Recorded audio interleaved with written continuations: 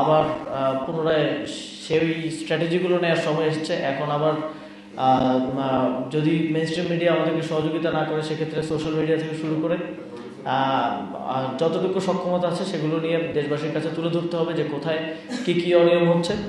এবং তরুণদের একটা বড় দায়িত্ব, যেই গণঅভ্যুত্থানে আমাদের বন্ধুরা সহযোদ্ধারা জীবন দিয়েছেন, যেই গণতন্ত্রের জন্য বাংলাদেশের দীর্ঘদিনের লড়াই এবং সর্বশেষ গণঅভ্যুত্থানের মধ্য দিয়ে যে গণতন্ত্র পুনরুদ্ধার আমরা করতে চাচ্ছি, সেই গণতন্ত্র পুনরুদ্ধার করতে হলে আমাদেরকে আবার লড়াই করতে হবে, আবার মাঠে নেমে আসতে হবে।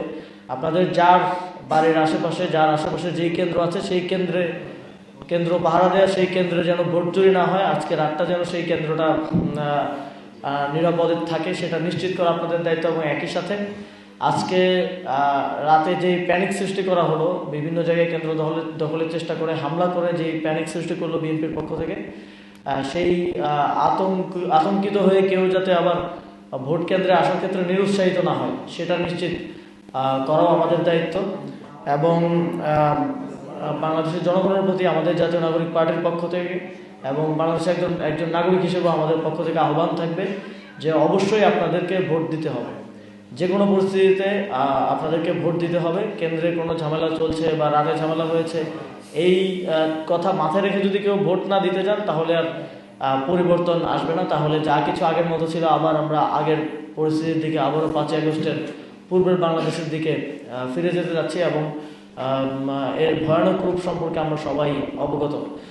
তো যদি আমরা এই আতঙ্কিত হয়ে বা বিভিন্ন এই হামলার ঘটনা কিংবা ভয় ভীতি, যেটা তারা আগের রাত থেকে দেখানোর চেষ্টা করছে, সেই ভয় ভীত হয়ে ভোট না দেই, বাংলাদেশের জনগণ ভোট না দেন আপনারা, তাহলে আবারও আপনাদের সন্তানকে জীবন দিতে হতে পারে।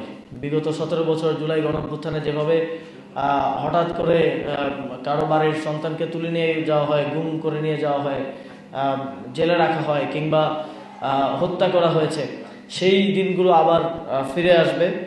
আবারও আমাদেরকে নিপীড়নের শিকার হতে হবে। আবারও শেখ হাসিনার সময়ে যেই বিভীষিকাময় 17টি বছরের মধ্য দিয়ে বাংলাদেশকে যেতে হয়েছে, আবারও সেই বিভীষিকাময় সময়গুলো ফিরে আসবে। সুতরাং অবশ্যই বাংলাদেশের স্বার্থে, আপনার স্বার্থে, আপনার পরিবারের স্বার্থে, আপনার এলাকার স্বার্থে অবশ্যই ভোট কেন্দ্রে যাবেন সবাই। এবং যদি কোনো কেন্দ্র দখল থাকে বা যদি কোনো কেন্দ্রে নিরাপত্তার হুমকি থাকে, তাহলে এলাকাবাসী একসাথে জড়ো হয়ে একসাথে মিছিল নিয়ে প্রয়োজনে ভোট কেন্দ্রে যাবেন।